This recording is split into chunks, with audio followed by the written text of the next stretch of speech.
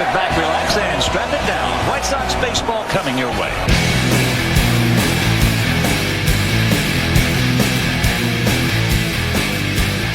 Hey, how's everyone doing out there? Welcome to a word hole video presentation of Sox Type Thing presented by Revolution Brewing.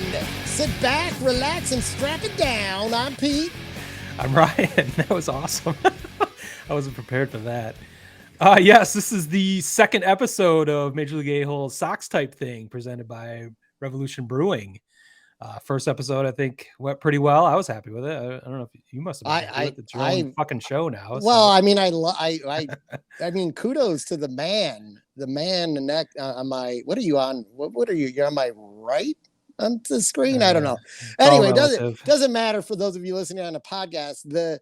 The production skills of one Ryan Smith were great in post-production. I actually listened to it while I was exercising. You know, maybe I'm so into myself and hyped up by your own voice. Yeah, I had a great workout. It's so weird. Nice. So it can work on both of us. This is a great hobby, and it can help you in your workout. Yeah, it's do it now. Well, we are on Twitter at Sox Type Thing, which I think we're up to close to 150 followers already. Yeah, I tried to get a grassroots effort going, and it seems to be working. Nice work, and thank you to all out there for checking us out and following us. We got pretty good numbers on our first actual podcast last week, so thanks for that. We're also on SoxTypeThing.com. I ordered that this week for a minimal price. It just points back to MajorLeagueAholes.com for now, but we'll see what we do with that. But in the future, but check us out at Sox Type Thing on Twitter and at SoxTypeThing.com. Big week, kind of a roller coaster week for your White Sox. Kind of the best of times, the worst of times. Certainly the worst of times last weekend. The best of times wrapping up a sweep this afternoon in Detroit against my fucking Tigers, who, boy, I'll hold off until we record In the Hole tomorrow, but there's a lot to go over there. The Detroit is a fucking mess, and you guys fully exploited that and took full advantage, so congratulations. But we'll get deeper into that. We've got segments including LaRussaPalooza, the circus surrounding Tony La Russa. We've got Wrath of Hahn. We're re-earthing, whatever you call it, unearthing the Wrath of Hahn segment that we have had over the years on In the Hole. What else do we have over there? We got Tweet Bag with our first poll. Oh yeah. Yeah, who should take the seat of manager? I thought that was an excellent question. The results are in. And you've got some random notes, and we've got some shit we couldn't make up. Yeah, we have. I mean, it's you know, for those of you who listen to In the Hole, and we've given the Marquee Network some. Yeah. We gave them a bit of a jab about telling people what they could say on the air. Well, this is right there next to it. Yeah, NBC Sports had a major censorship blunder, I'd say, but yeah, so we'll get into that later. But right now, let's go ahead and jump into the news. Well, I think the big news, I guess, is what just happened today. The White Sox completed a sweep of the Tigers, where they took their run differential down by 21 by the end of the series. Wow. Sorry, you were drinking. You almost now we went from 56 to 35 in one series. So we're right back in this motherfucker. Wow. I mean, I am not going to spend any time railing on Detroit. They've got a ton of injuries. I'll take care of that tomorrow. Yeah, right. So. We're not gonna get into that aspect of it. I will say I can't remember one of your starting pitchers in this series because I never saw their names before, and in that in itself kind of sums it up. I'm not going to get overly excited, other than the fact that the White Sox, with the pitchers that Detroit ran out there, the offense did what they were supposed to do. Yeah. So that was not a given so far. Yeah, it's not a given. In fact, Smitty texts me that like, it sounds like you got a win tonight. He texted me the dude's name from game one, and I said it sounds like a White Sox loss, and it was. I mean, the Detroit led like almost half that game before the White Sox cracked through. But there's only two things I want to bring up about the White Sox in Detroit, and it's It's Dylan Cease and Jose Abreu in their home away from home at Comerica Park. Dylan Cease, we know his overall stats. In 11 starts, he's 10-0, 1.91 ERA. I mean, people have seen that ad nauseum, but I don't know that they flashed this one. He is 6-0 at Comerica Park with a 1.97 ERA and 32 innings pitched with 42 strikeouts and 8 walks. Yikes. Jose Abreu at Comerica Park. He's played 70 games there. His OPS is a touch over 1,000. He has 16 homers, 62 RBIs, and this is my favorite stat, 2 stolen bases. He probably wanted to run into someone after he was hit by a pitch because he was angry. But yeah, I didn't see much vitriol over that. There were some hit by pitches today, but that was the first pitch of the game today was. Yeah, I don't think anyone was trying to hit anyone. And Jose hasn't been hit enough times, and it's not the end of the season to randomly take it out on Detroit. Thank God. Yeah, it's uncomfortable. But like I said, the Sox did what they were supposed to do. I don't think there's anything more to be said about that portion of the series. But what this is going to lead into is I think this is probably going to be one of our new favorite all-time segments under the Major League A-Holes umbrella, which is LaRussaPalooza. And we're going to work backwards because we're going to talk about the Texas series, but we can cover everything about the Texas series again under LaRussaPalooza. Yeah, maybe that should have been the name of the podcast. He's not. I don't think he's going to be around long enough. Hopefully, we're around longer than Tony La Russa is. But yeah, well, so we're gonna go to Monday night's game, where Lance Lynn returned to the mound, and Detroit decided to be aggressive early in the account, and it was working. They were getting hits left and right. They were basically hitting through any shift that the White Sox had thought they had played correctly. Now, that could have been the pitching. I mean, he was missing some spots. He kind of settled down a little bit later, had a nice finish to the game, but was he around 91, I think it was, after 4 2/3, so they took him out. After, I believe, do you recall what inning? I think it was after Cody Clemens' second at bat, not his first at bat, but his second at bat, when he recorded the second hit of his career in his 20th at bat. Lance Lynn and Joe McEwing were seen in a heated discussion in the dugout. And it was so heated that McEwing had walked away to go out to take his spot at third base, to coach third base, because the Sox were batting, and he ran back and they had to be restrained. Wow. I didn't see that. No. Oh yeah. It was the first part of the incident. It was such a big deal. It was even talked about on when they came back from commercial on the Detroit broadcast. So they just showed him going back and forth, the clips I've seen over and over again on the internet. But I didn't know that. I didn't know about him running back to re-engage. Yeah, there was a moment where he's going up the stairs and Lynn shouts something else at him. And he comes charging back. Now, the funny part about this, in the background, you can see La Russa just kind of roaming in and out of the picture as if he's lost his contact or doesn't know where he's at. And one of the assistant coaches, can't remember, it doesn't matter. He's the one who restrains McEwing. McEwing ends up going out in the cart. Lynn's looks hot when he turns back around. Okay. Wow. So, I didn't see any of their strain. The clip I saw, it was, they were going at each other. Yeah. And there was like hand motions. Yeah. Yeah. That's all over Twitter was like, caption this. And that's where I was talking. I had one where they were talking about how fucking crazy high gas prices are. And they were freaking out. Fucking A, they're high. But the funny thing about that is if you look at the background, at least in that clip, like no one's even reacting in the background. They're like, it's just Lynn going nuts again. Yeah, right. That's what he does. But no one was like freaked out. So that's why I didn't even know about the restraining part of that. But so let's before we speculate what really happened, which I think we all kind of know what really happened. It's pretty obvious, but La Russa gets asked the question now. Instead of just saying something simple like, "Oh, that's between McEwing and Lynn," that's a pretty standard managerial answer that no one can argue with. Yeah. No, in his in only La Russa fashion. Lynn was upset with himself.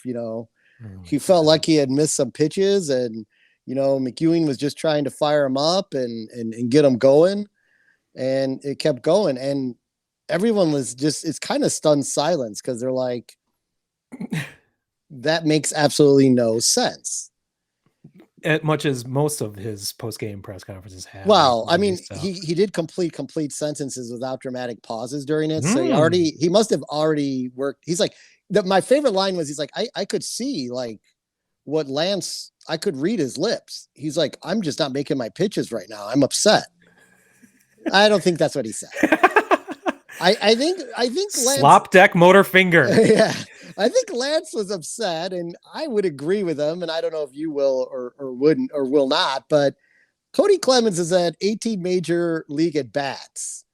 How do you know where to shift them versus just playing the field straight up, especially since the second hit would have gotten him out of the inning if the second baseman were positioned where the second baseman is normally positioned? That's interesting. I hadn't heard that angle. My retort to that would be they're looking at his AAA, his career, yeah, I know, minor league spray charts where they're coming up with that. But that's a pretty valid argument. Like, I think, Lance Lynn's he's just gonna be angry about everything, and there probably was some truth into what Tony said. He wasn't happy with anything, and he just lashed out at that particular moment, and it probably wasn't the right thing to do either. But I think he's just an angry guy most times, and most everyone rolls their eyes. And it's funny that Joe McEwing couldn't. It's interesting that he went right back at him. I'm not really sure what that accomplishes, but yeah, I mean, Joe is in charge of defensive positioning, so it all to me it kind of adds up, because after that pitch he goes like this. Lynn goes like this. Like, what the fuck? Why are you not where you should be? He does this, like, what the fuck? What do I have to do to get an out in this inning? So, I mean, again, it's speculation. Lynn's answer was funnier. You heard the ribeye steak versus a fillet. I did. Answer when he was asked about it. I mean, did you want to recount that? Yeah, no, it's just funny. He's like, he's just trying to get me fired up. I'm a ribeye guy. He says he's a fillet guy. I like a baked potato. He likes a fillet and salad. I mean, Caesar salad. Yeah. I thought he said that kind of disparagingly too, which I take offense to, because I'm a big Caesar salad guy. So I like a Caesar salad, but I also don't mind, necessarily a baked potato with maybe Caesar salad to start, and then have the baked potato and I do prefer, I'm with Lance on this one. I prefer the ribeye over the fillet because it is more flavorful. So I think we should. Oh my God. And then fuck you. Fillet. Fillet, motherfucker. What I didn't see until today, were you aware that McEwing decided to comment on it the next day? I had not seen that. Okay, well, let me read it to you, because I just saw it later this afternoon when I was spending some time trying to brush up for this evening's show. When he was directly asked, did it have anything to do with defensive positioning? And he said, and that's the miscommunication part. That's what I assumed. And it was more or less about him not making his pitches. He wasn't making pitches. He was leaving balls in the middle of the zone, and that's what he was feeling internally. My assumption was it was about something else. So wait, you had a whole conversation with him, but what you're saying is you have no idea what you guys were arguing about. I mean, it just seems like he's kind of just going back at him in the media just to keep the feud going for whatever reason. He's basically saying, we had a conversation. I have no idea why I was getting yelled at, and I don't even understand why I ran back at him angrily down the stairs, other than maybe perhaps he was telling me I'm not doing my job correctly, positioning the fielders. I mean, like, what are we talking about here? I mean, wow. There's one thing to like back up your manager over, I don't know, maybe Tony could use some backing when as we get into the Texas series on relief usage and things like that, but to kind of give a similar answer to what the manager gave And then they read him Lynn's comments, and he's like, "Oh yeah. You know, I'm pescatarian, so like we were going at it." And I'm just like, you guys just like you could take something simple and somehow turn it into a national news story where it could always be avoided, which is how we've gotten to Sox type things as its own podcast, because without fail, every week there is something dramatic and ridiculous to talk about. Yeah, it's a couple times a week at this point. So yeah, luckily we have plenty of time and 2 podcasts to split all this up with. So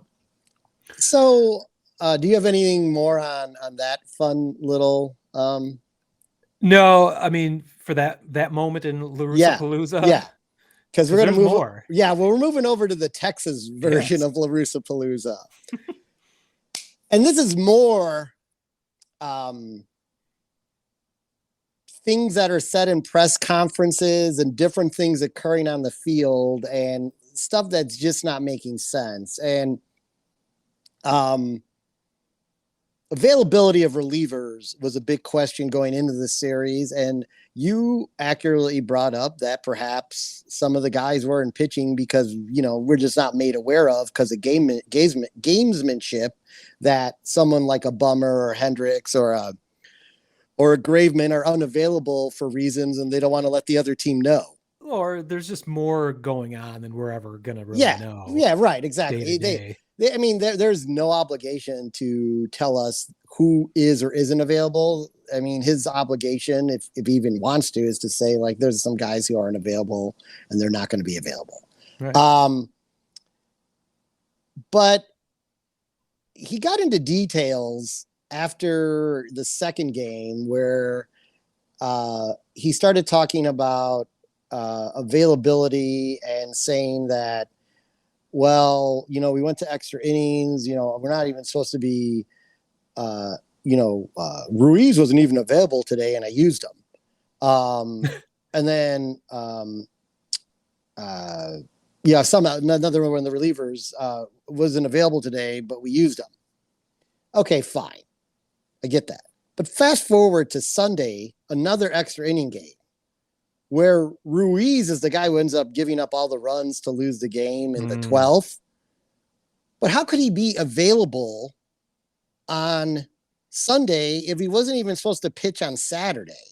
I mean, where is, like, it's like he has dementia or some shit. And it's like he doesn't know what the fuck he's saying. And it's like pure contradiction. And then he keeps bringing, which I don't have to worry about anymore for the time being, but he keeps bringing Bennett Sousa out to face lefties where he has 100+ point higher batting average against lefties than he does righties. Well, you don't have to worry about that anymore. No, Rick Hahn took care of that situation. Yeah, he takes AAA. Yeah, this is literally, I feel like this is Billy Beane in Moneyball, like movie, like what we saw with Art Howe. Like it is taking people away from him. I mean, because it's really strange after the intentional walk game and another different lineup, all of a sudden we have had like 1 through 5 outside of Berger getting hit in the hand, like 1 through 5, 1 through 6 have been static. We haven't changed the lineup. And we've had double-digit hits for like 7 straight games. It's crazy. Well, go figure. You run out the starting lineup, the GM went out and assembled a team and they're going to run it the way he wants it assembled. Does this sound familiar to anyone? Are you inferring that there was a conversation? I'm inferring there was a conversation that said enough tinkering with the lineup. You run these guys out there every day. We don't have time to save them for an end of the year that is not going to come if we don't act with some urgency now. I think that is true. We won't ever know. And we kind of speculated that could be a I think I did speculate. I said, I'd be shocked if Hahn doesn't, and whoever else doesn't sit Tony down and have a conversation with him on Friday prior to the game. And we have seen AJ Pollock thriving at the leadoff spot, Andrew Vaughn thriving in the 2-hole. and Lewis Robert hitting well out of the 3-0. Like, all these guys know where they're going to hit every day. It's a lot easier to come prepared to the ballpark. But I think the best part about LaRussaPalooza is in game 3, over the airwaves. Yeah. The crowd united in a fire Tony chant that could the shot heard around the world. Yeah, it was quite audible.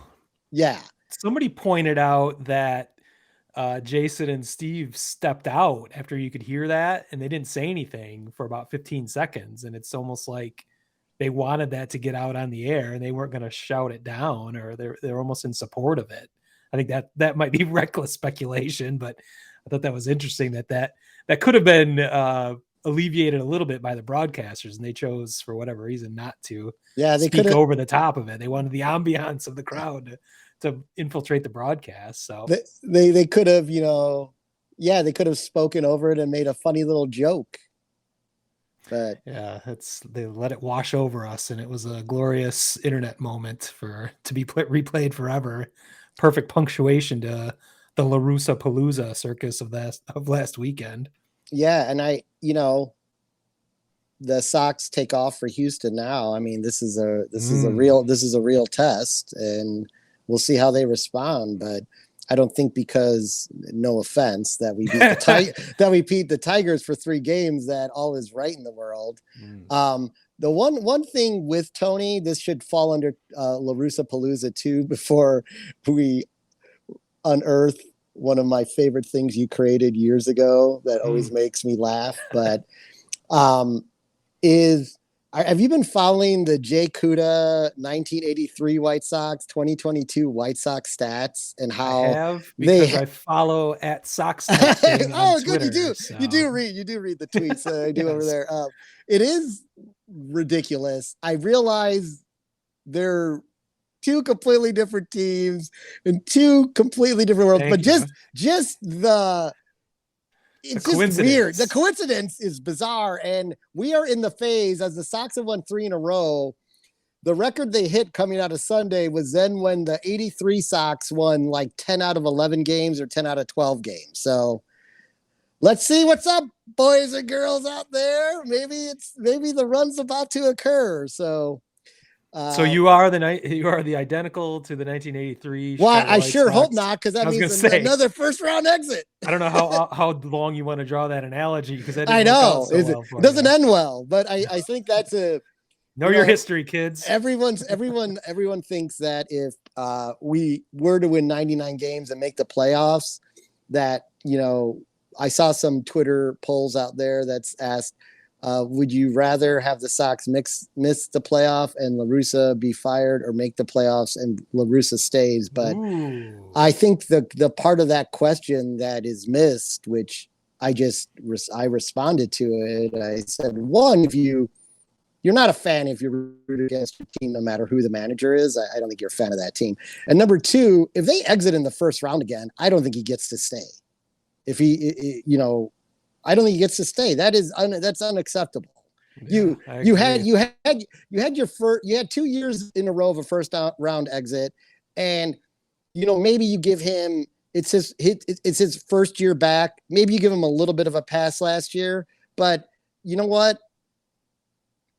They have to advance in the playoffs if they make the playoffs. And the only argument I would make against that is, I don't know if you've heard this, but I was just listening to the White Sox Talk Live podcast, whatever it's called, NBC Sports, Chuck Garfien. Yeah. I forgot the reporter's name he was on with, but he mentioned that it was finally revealed in somebody's tweet this week that Tony has a 3-year deal. It was never really common. Oh yeah, we never knew that. It was never really common knowledge how long the deal was. So that is now, it wasn't like announced by the White Sox or anything, but that is a fact that's out there. So that might be a mitigating factor to consider how long the La Russa reign will continue, just because, obviously the relationship between he and Jerry, I think Jerry, would certainly feel guilty or reluctant to fire him before that contract is over. And if we know that deal is now 3 years, I I think it's more likely than not that he'll let him ride out that 3 years so he doesn't have that guilt on his deathbed. Well, thanks a lot for that news. Sorry. You son of a bitch. You've been holding that one in your back pocket. I listened to it this afternoon. It's I think it's episode 701 of the White Sox podcast, White Sox Talk podcast. So check that out. That's the biggest tidbit. You text me that Hendricks is on the IL, which I had already put on our fucking Twitter handle like a half hour earlier, but then you don't text me this. Yep. That's it. I'm during MLA, I'm gonna sideswipe you with news. Dirty pool. That's how we do it on Sox type thing. Backstabbing. Hijinks. Speaking of injuries, years ago, Smitty, as the White Sox had injuries occur, came up with, I think it's one of my favorite films growing up as a child, Star Trek II, Wrath of Hahn, but he twisted it and made something great called the Wrath of Hahn. Actually, when I first made it, it was kind of nebulous. It's meant a few different things over time. At that point, I think it was 2016 is when I came up with it, but it was more that I thought it sounded cool more than anything. But then it was an easy hashtag to put out there on social media. But it was kind of at that point, like everything that Rick Hahn touched turned to mud somehow. This is the most turbulent year, even more turbulent than this year, if you can believe that. Well, that's right. That's the Chris Sale year. And everything else that happened in that year. But also Rick Hahn had never had a winning season at that point as general manager.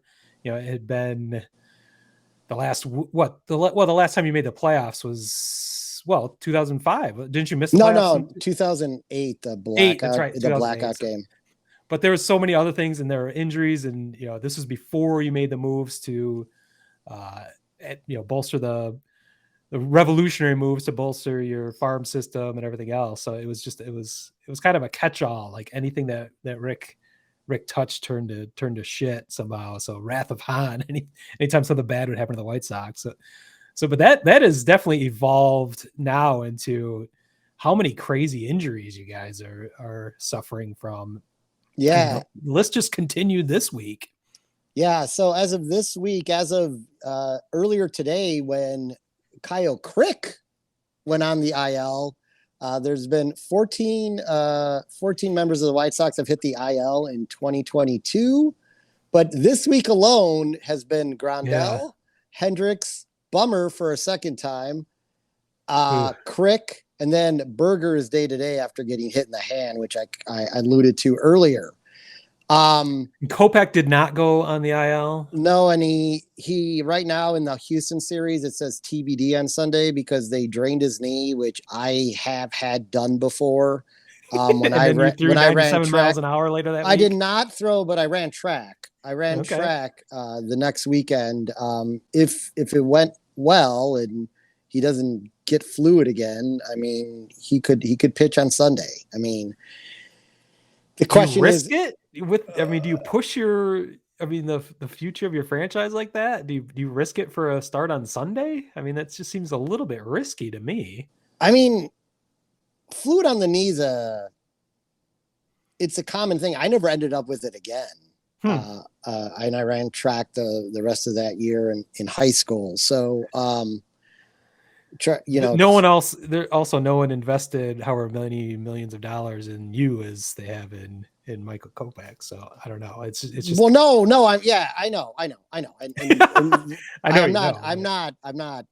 I'm just saying it is possible, having gone through it. It is possible to do. That is good insight. Cause I heard Mully and Hall were talking about it on 670 The Score this week. And it was of course, Mully is panicked about everything, but he was like, you can't have fluid on your knee. I mean, this can't be a good thing. Like, how is that okay? You just drain the fluid and then it's fine. But if you've had it and you've experienced it, yeah, I mean, again, it's a little bit apples and oranges. But. No, yeah, it is apples and oranges. I am not a professional baseball player getting paid millions and millions of dollars. Experience, better experience than this podcaster. I mean, yeah, it feels like it. The weird thing is, it actually feels like it's bone on bone, and really your knees rubbing up against the fluid, and that's why he couldn't pitch, because there's no way, like, even if, and even if it was like say you wouldn't do any more damage to anything just because there's fluid there, there's no way. It's like it's blocking your knee from, doing full motion and everything. So, but anyway, so he may or may not pitch Sunday. But that aside, there are some real like Wrath of Hahn members like in the White Sox organization that I thought was worth covering. And it goes back to, we'll start with Eloy Jiménez because, he's not injury prone, but you know what? Maybe he is injury prone, as you and I both thought. Since 2019, he's been on the IL 4 times, and he's been day-to-day 7 times. By the way, you can look these stats up by just typing in the player's name, injury history, and it'll take you to this page on Fox Sports. Yoan Moncada, maybe another one suffering from the Wrath of Hahn, who is part of the first blockbuster trade, really, that well, they both were part of the blockbuster trades at the beginning of the rebuild. Yeah. Since 2018, he has been on the IL 3 times, and he has been day-to-day 10 times. And he's got long COVID. Jake Berger, who we spoke about, blew out his Achilles twice in the minor leagues before finally playing professional baseball this year. And, I hadn't thought about that in regards to Berger and how he had been performing as of late. I mean, this guy's barely played a minor league baseball game because there was no minor league baseball in 2020. He was up and down a little bit in 2021, but he's played more games in the majors than he has the minors. Has he really? Wow. Yeah, which is crazy. So what's going on with his hand? I saw he got hit. I didn't realize he went on the IL already. Oh no, he's not on the IL. He's just day to day. They think he's going to play. They think he's going to play tomorrow. Okay. I mean, not tomorrow. They're off tomorrow. He's going to play Friday. Okay. They just wanted to air. They did flash to the dugout, and he was like moving around. He was holding a bat. Maybe that's part of his like therapy to keep the blood flowing in there. But, we'll see. We'll see if I think they'll need him in the Houston series for sure. Michael Kopech, who we were just talking about, had Tommy John surgery in 2018, missed the entire 2019 season, missed the entire 2020 season, not because he wasn't healthy, because he took the COVID opt-out to deal with marital problems. So, and now we've got this, maybe we'll see how this the fluid on the knee thing shakes out. But I think the Hall of Fame, and what may really give this Wrath of Hahn segment legs, and we won't know this till the end of the season, or maybe we might know in another month or so. Will Carlos Rodon not get injured this year with the San Francisco Giants? Wow, I hadn't thought about that. And if he doesn't, is there truly is Rick Hahn like a cursed general manager? Boy, I hadn't even considered that. Yeah, we'll have to stay tuned. Well, inning by inning to Carlos Rodon watch. Yeah, and we'll get more into Carlos Rodon's lights out performance last week. So I don't know. It doesn't look good for Rick Hahn right now, being the catalyst of everything bad with the White Sox, maybe. Yes. I don't know. Do you know what's the latest with Liam Hendricks? Like, he's out for 3 weeks, they said, but yeah, 3 weeks. He has an arm strain. They did like an x-ray on it and saw the strain in the muscle or whatever. Well, he's got a UCL tear, but he's had that for a long time. And he said it hasn't caused any issues, but now his elbow has been inflamed like all season. He's been able to pitch through it until this week. So I mean, I think he actually wanted to pitch. They decided to just put him on the shelf. Yeah, shut him down for sake of finishing out the season. Which moves Graveman into that role. If he's available, who knows? I mean, yeah. And Graveman's he was a closer at one point in Seattle, I think. Yeah, right. Yeah, he did. He was fine in that role. Kelly's back, so that's good at least. So, Johnny Knoxville.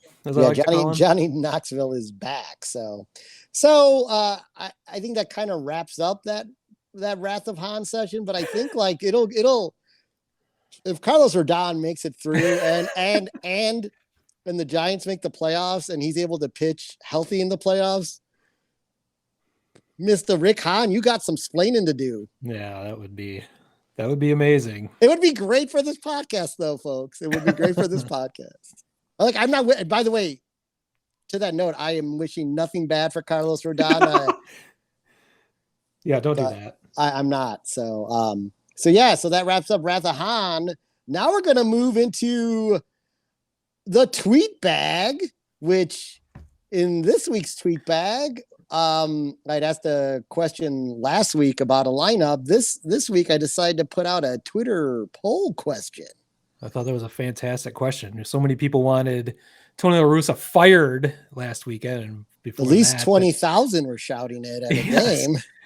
But the question is, who would you replace him with? And I thought you had an interesting list there. You're limited to only 4 options on a Twitter poll, right? Right. So I added, if you have another choice, write it in. I got 3 write-ins, one of them from you. So we're going to start off with the write-ins. I'm going to start off with the sarcastic, funny write-in of Terry Bevington. Thank you. I love everyone who has a good sense of humor. I think even though he replaced Gene Lamont, he was even worse than Gene Lamont. So I don't know how that's even possible, but he was. So or did Gene Lamont replace Bevington and then Jerry Manuel replace Lamont? All I know is I was watching Sparky Anderson dominate the ALEs at that point. So well, anyway, I have no idea. There you go. Yeah, nor should anyone try to remember any of that. Then another Twitter follower wrote in Miguel Cairo, who's currently the bench coach for La Russa, and I hadn't thought about him. I mean, he's had experience coaching in the minor leagues, and he's been in baseball for a long time. I wonder, since he's just new as part of the La Russa staff, I mean, he might be, if they did the unthinkable from a Jerry Reinsdorf standpoint and fired him in the middle of the year, he might be he'd be a perfect interim. I mean, he'd be a perfect interim, but not. That would make sense. I don't know about long term, but long term, yeah. And then you brought up, which got some. This is going back to when the Sox had the vacancy, was AJ Pierzynski. I thought that would. I was surprised it wasn't on your list, but I brought it up only because it comes up like every time AJ broadcasts a game. Like somebody asks him, he does a lot of White Sox games actually, but his name comes up, and he has not shot down the idea of one day becoming a manager. He said, there's only 30 of those jobs in the planet, so he wouldn't mind doing that, which also implies he would never work his way through the minors as a coach or a manager. So he would take a managerial job at the major league level, but he wouldn't do anything else. So you can't blame. He's got a good gig as it is, just being a national MLB broadcaster. So he doesn't have to rush out to do anything. But I think if the right opportunity presented itself, he's certainly leaving himself open for that. Yeah, I the only reason I left him off, because there was only 4 spots, was because I don't think the White Sox are really all that interested in him right now. Basically because they made their comments that they wanted someone with, major league coaching experience. It would be perhaps playoffs experience too. It would be a radical move to put someone in there with 0 experience and try to navigate them to a World Series. So, and I have one. I think there's what for me, and White Sox may have the same hesitation. AJ doesn't mince words, and I'm not sure that he's the right fit, because he's more of an old school baseball guy, and I don't think he could ever come around to dealing with the new style of player. And I just think it could turn into like a dumpster fire in like a red hot minute. He has had a reputation for rubbing people the wrong way at times. So. Yeah. So not teammates. Well, some teammates actually. Yeah. I mean, he got ran out of San Francisco. Yeah. So yeah, that would be awesome for the podcast. I mean, you guys are the most interesting 2 games below 500 team ever. Just imagine if AJ Pierzynski was your manager. Yes. What I was surprised at, no one wrote in Ozzy. Yeah. He always gets some write-ins, but no one wrote him in. So I think that ship has sailed. yeah. He might want the job, but I don't think they're going to ever try that experiment. I mean, the again. fact that they called him ahead of time and told him he wasn't a candidate kind of sums that up. But let's get to how the poll ended. Yes. So we'll start with we have a tie for third or fourth or third, both at 21. It's almost like a three-way tie for second. Yeah, it's almost a three-way tie for second. Joe McEwing and Willie Harris got 21% of the vote. Now, I strategically put Joe McEwing on that list because I assume that most people wouldn't want anyone. Now, Joe's been here a lot longer than Tony La Russa, but I just assume no one would. I was even surprised at the Miguel Cairo suggestion because I would think no one in White Sox Nation want anything outside of Ethan Katz staying that has to do with Tony La Russa managerial staff. Yeah. So, but Joe got 21, and Willie Harris, who interviewed for the job, got 21.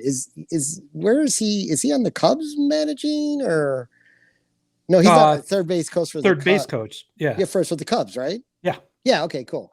That's what I thought. Someone who I think would do a great job is why I put him on the list for personal reasons, because I've always liked his name coming up as a White Sox manager, Sandy Alomar. He has ties back to the White Sox. He's probably becoming impatient waiting for Kona to retire because I think he's the heir apparent there. But I think if they reached out to him, I think he would be like, I can't wait any longer. I'm going to leave and take the job. I've heard his name come up like specifically 2 years ago when both of our teams were looking for managers, both the Tigers and White Sox. I thought he would be a candidate for either, but for whatever reason, I don't know if he was interviewed or how that worked out, but I've heard his name for several years now. We know he wasn't interviewed over here. Yeah. Anyway, but the winner and this, and I'm a little shocked by this, and I'll give you my reasons why. Not that I don't love him to death. He won 3 world championships for my second favorite team, but Bruce Bochy, runaway winner, 36% of the vote. So I think that's world championship clout right there. I mean, that's 3 world championships. He's got the rings. He's got the rings. But my question to you is, like, La Russa has the rings too, but he's done it more recently than La Russa. But I mean, you're in that weird realm. He's 10 years younger than La Russa, but that still puts him at like 67 years old. Yeah. So he also doesn't have the DUIs on his resume, and he's a little more likable person in general. Sorry for partying is what that goes back to. Wow. Remember, he's a baseball type of guy. Yeah. No, I agree. I'm just a little surprised because, there's these questions on the older managers, but I think Bruce Bochy, he's a chill California guy, so he's got that demeanor that works well with the modern day player. Mm-hmm.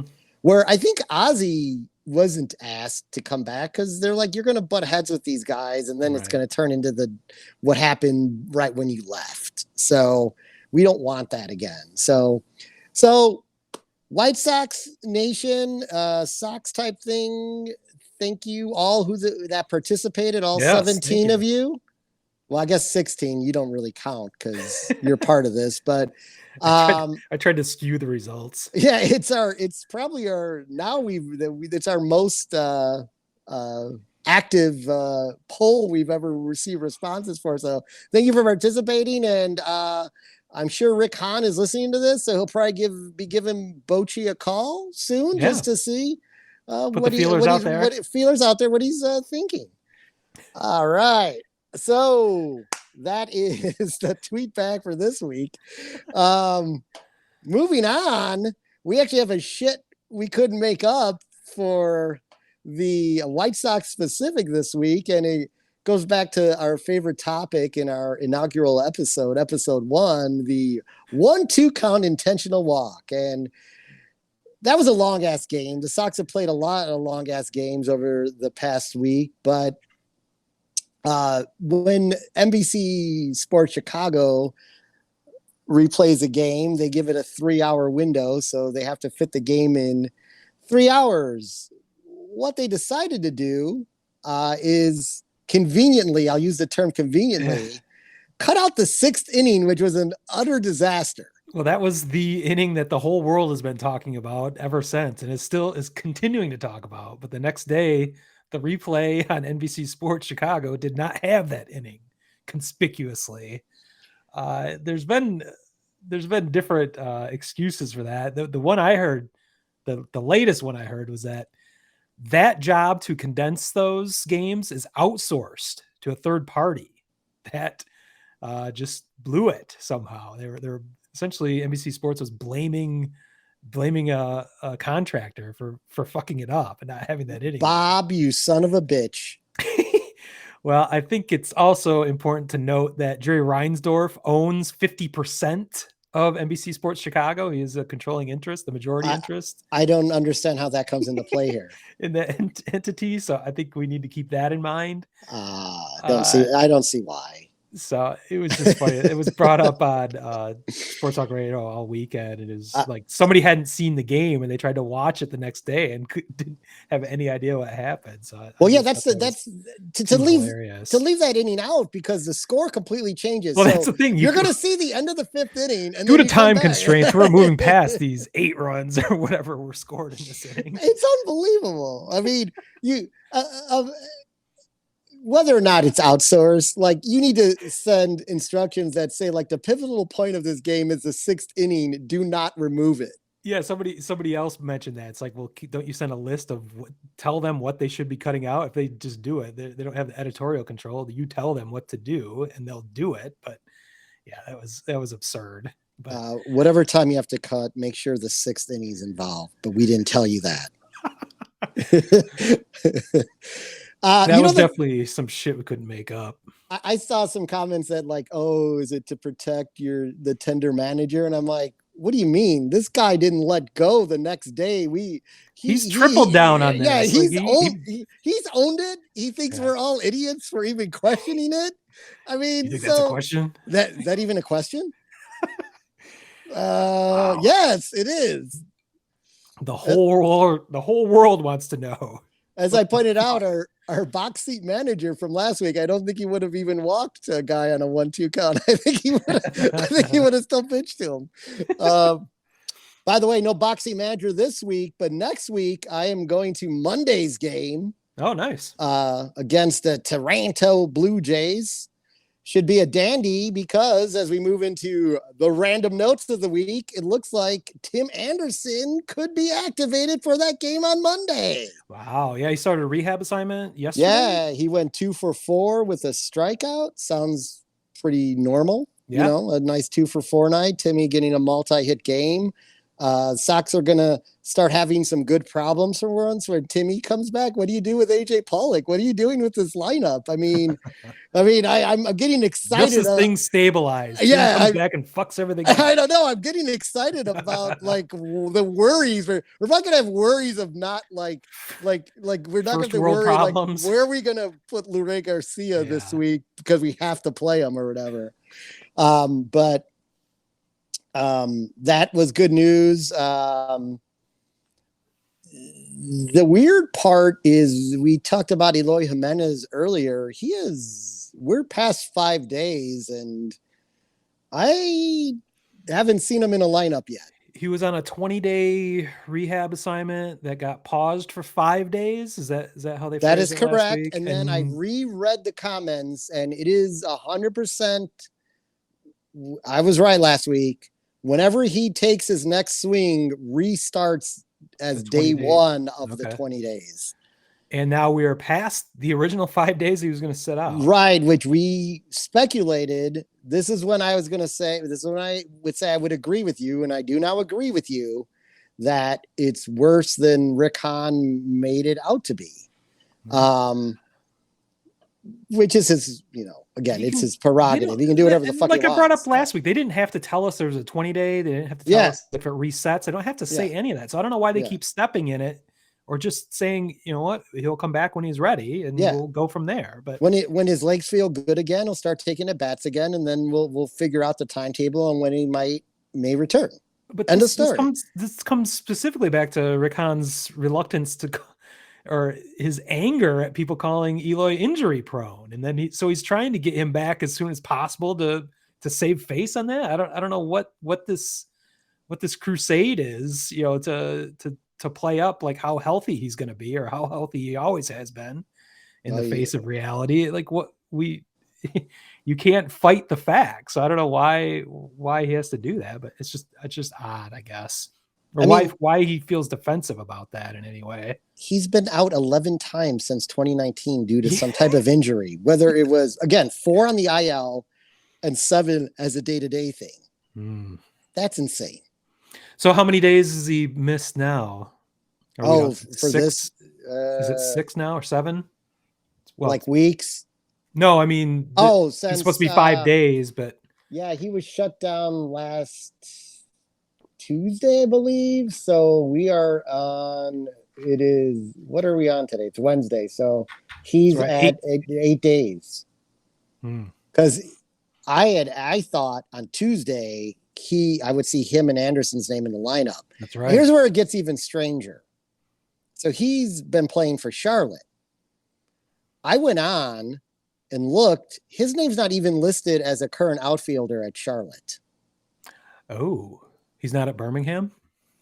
No, I don't know where he's at. That's interesting. Yeah. So we're gonna have to do some hardball deep throw, your investigative reporting, and find out what the fuck's going on there. I'll do some recognizant work and get back to you on that. Right. Roger that. The only other thing I wanted to bring up is, and I brought this up when we were doing Sox stuff on In the Hole, but Moncada has been getting murdered on White Sox Twitter, and I've been responding to people and saying the dude's barely had any major league at bats this year, and he had a game today where he went 5 for 6. Couple of those hits were off of position players, I believe, who pitched the 7th, 8th, and 9th today. Yeah, we'll definitely get into that tomorrow. We'll get into that tomorrow. But what's important here is when he was facing real pitchers and got a couple extra base hits and was a triple away from the cycle, is he first reached 100 at bats on that 3-run homer in the first. So why don't we just take a step back and watch him get regular at bats, because he's a regular part of the lineup now, and see what happens before we indict him on his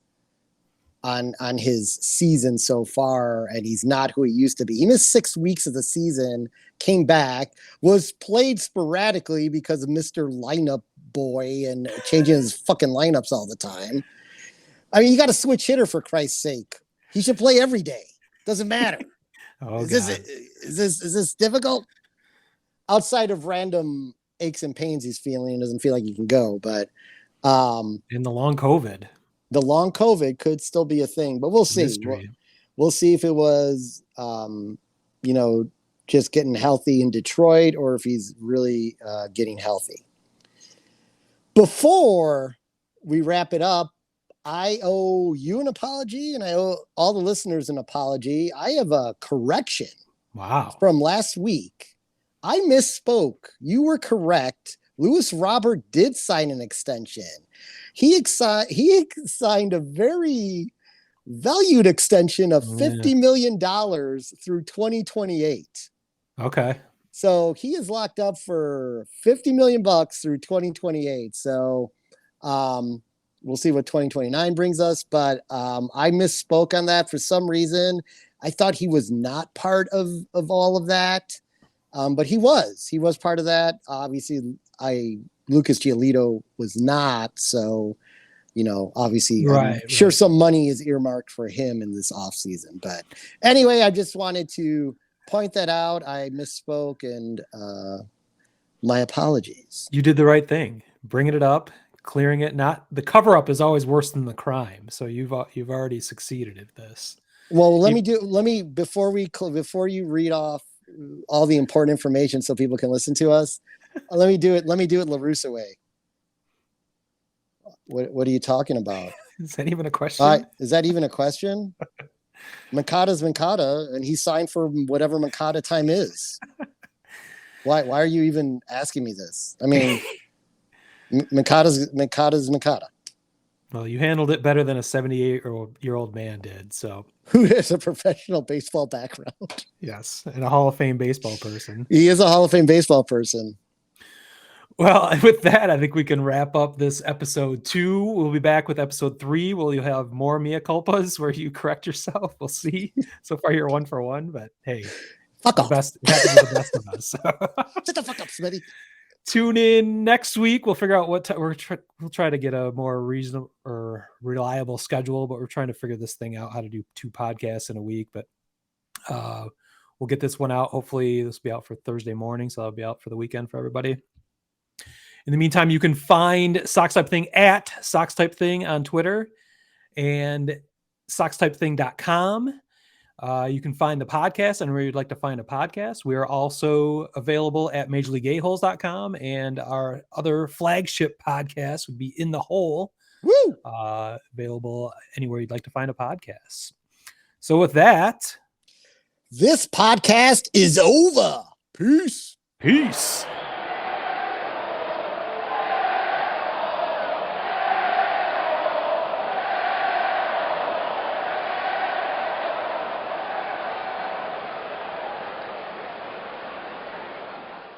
Word Hole Media.